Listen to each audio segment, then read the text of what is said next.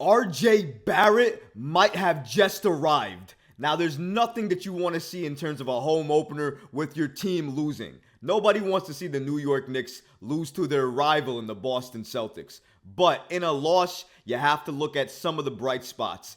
And one of the bright spots for the New York Knicks was RJ Barrett, who arguably looked like the best player on the floor last night for the New York Knicks. He was doing everything that you wanted to see from RJ Barrett. He looked efficient, he was getting to the line, but more importantly, he looked aggressive. And that's exactly what you wanted to see from RJ Barrett. Obviously, we didn't get the W like we wanted, but he was one of the best bright spots of the night for the New York Knicks. We're going to break down why he was impressive and why I believe RJ Barrett has absolutely and finally arrived.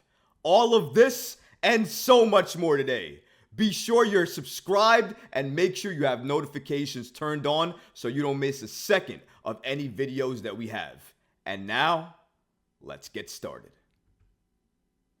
RJ Barrett was impressive in this loss. Yes, I know I said loss. Boston against New York, season opener. Boston took it 108 to the New York Knicks 104. The game was closer than I thought it was going to be because I thought the Boston Celtics were going to shoot us out of the gym. In preseason, that's what basically happened, and I thought that was going to happen again during the regular season. It didn't go down that way. I was happy to see that, but unfortunately, we could not get the W, in large part because we couldn't stop former Knick Kristaps Porzingis, who looks very comfortable in that green for the Boston Celtics. He was shooting lights out for them. We had no answer for him, but not only that, a lot of the issues that I saw on the defensive end with the New York Knicks, I saw them again during the regular season. Especially those late closeouts from the corners, especially when you have the Boston Celtics with their three-point shooters open, and then you have Knicks players running at them with their arms open wide. Because at the end of the day, they're late to get back to them. And that's more or less why the Celtics were able to shoot the way they were able to shoot against the New York Knicks. But if you look around and you look at the totality of what the Knicks did, there were a couple of bright spots. One of them was Emmanuel Quickley, but the major one for me, the one who impressed me the most, was RJ Barrett. Year 5 Barrett came to play. He looked locked in and he looked focused as soon as tip-off happened. RJ Barrett last night in the season opener, 24 points, team high by the way, tied. 8 of 20. That's not as great. I wish that was a little bit better, maybe 10 for 20. 6 of 7 from the free throw line. You gotta love that. And +6 was a team best for the New York Knicks. Now I know there are a couple of things that RJ Barrett can still do better. His defense still could be better. Still very slow-footed, could still do better in that regard to stay in front of defenders. People know the direction that RJ Barrett's going to go to. Unfortunately, he's still a little bit predictable when he goes to the rim. He has to do a couple more things there, and I did see him try a couple more things. Sometimes he didn't go that direction. He tried to switch directions or go the other way or stop and pop and pull up for a mid-range. So I did see him try to change it up, and I like that because that's going to complement his aggressive game if he can do that and hit that. Because it's going to keep defenses guessing and it's going to allow him to play his game a little bit better, maybe get contact a little bit easier and get to the line more, which I think RJ Barrett needs to do. Because if he can do that, he'll be able to average 24, 25, 26 points a night just based on getting to the line more. And I think that was one of the most impressive things I saw with RJ Barrett. Julius Randle, Jalen Brunson, RJ, all on the floor. And RJ Barrett looked like the best player for the New York Knicks. When he was on the floor, the Knicks looked better. +6. That explains a lot. What I thought was interesting, though, Tom Thibodeau switched out RJ Barrett at around the 6-minute mark in the first quarter.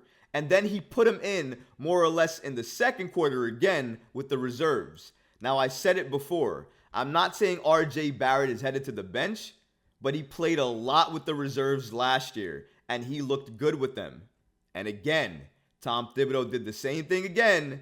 And RJ Barrett, yet again, looked good with the reserves. It seemed like he's just more confident. The reserves seem like they rely on RJ a little bit more. He knows that, so maybe he feels a little bit more pressure. And because of that pressure, he acts a little bit more. I don't know. But RJ Barrett absolutely came to play yesterday against the Boston Celtics. It wasn't the W that we wanted, but the Knicks look better with him on the floor. The shooting still needs to get better. He still needs to be more efficient. I'm not going to shy away from those comments. I'm not going to hide from that. I agree with that. It's only going to help the New York Knicks and RJ Barrett for him to be more efficient. And I think that just comes down to shot selection. He needs to be able to still take smarter, higher IQ shots. Taking shots with a lot of defenders on him or defenders draped around him, it just doesn't make sense. They're harder shots, you're not going to hit them. In that case, pass the ball, get somebody else, make somebody else better, have somebody else be open and make them take that shot.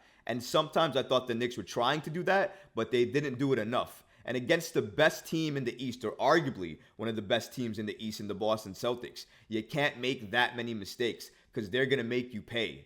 Unfortunately, the Knicks couldn't capitalize on a late lead that they had in the fourth quarter, and even though they were up about 5 or 6 points, KP hit a big three, they had a couple of good shots, a couple of open looks, and they came back into the game and they sealed the deal. The Knicks were close, they were in this game, they had a shot to win. I was surprised by that, but I was more surprised by RJ Barrett because game one, no slow start saw.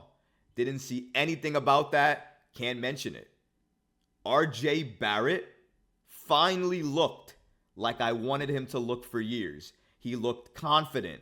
He looked in control, under control, and like one of the best players on the Knicks last night. You have to give him credit and kudos for that because he's not going to get those accolades, I think, each and every night. I don't think Brunson and Randall are going to be as bad consistently each and every night.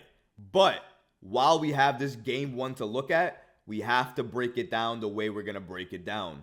RJ Barrett is one of the key fixtures, one of the bright spots, one of the main takeaways from last night where you can look at it and you can say, you know what, we lost that game, but RJ Barrett, man, I feel good about that. I like that. I can't wait to see what that does for the rest of the season. And I think that's why, even though we lost and it hurts and it sucks, I love what we saw from RJ. Because if he gives us that consistently with a little bit better on the offensive end in terms of efficiency each and every night, this Knicks team is going to be better.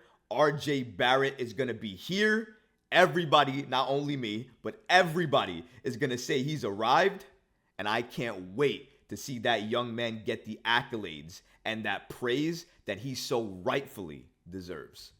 Also, shout out to Sports Illustrated for stating the following. Barrett and Quickly's joint efforts helped slice into Boston's lead that reached as high as 12. Following a brief tie in the third, New York, now 0-1 unfortunately, took its first lead of the night in the early stages of the fourth through a Josh Hart triple that got the Garden believing again. And if you were watching the game live, that Garden crowd was loud. They nearly blew the roof off of MSG when the game was tied, and when the Knicks took the lead, it was deafening. I couldn't even hear the announcers anymore.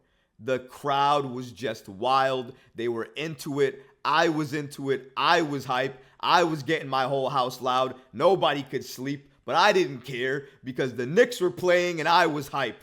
Man, it was so good to watch real Knicks basketball again, games that mattered again. We didn't get the W. I saw a couple of good things, not a lot of great things, but at least a couple of good things that I wanted to speak on and give my comments on, especially this RJ Barrett thing, because I know a lot of people are going to dig into the negative. They're going to get at the Knicks. They're going to say what they're going to say about them, and some of this is going to get missed. But for me, that's not going to happen. I hated that we lost. We should have won. We could have won, but we didn't. But RJ Barrett made this feel like a moral victory, and I'll take that. But what about you guys? Let me know in the comments. What did you think about Knicks versus Boston in the season opener? And also, RJ Barrett, do you agree with me? Has he arrived? Do you think so? Was he one of the brighter spots last night for the Knicks in your opinion? Let me know in the comments because honestly, guys, I would love to hear from you. But that's going to do it for this episode. I hope you enjoyed it. And if you did, go ahead and smash that like button, leave a comment below. And of course, guys, please subscribe to the channel. Until next time, Knicks fans.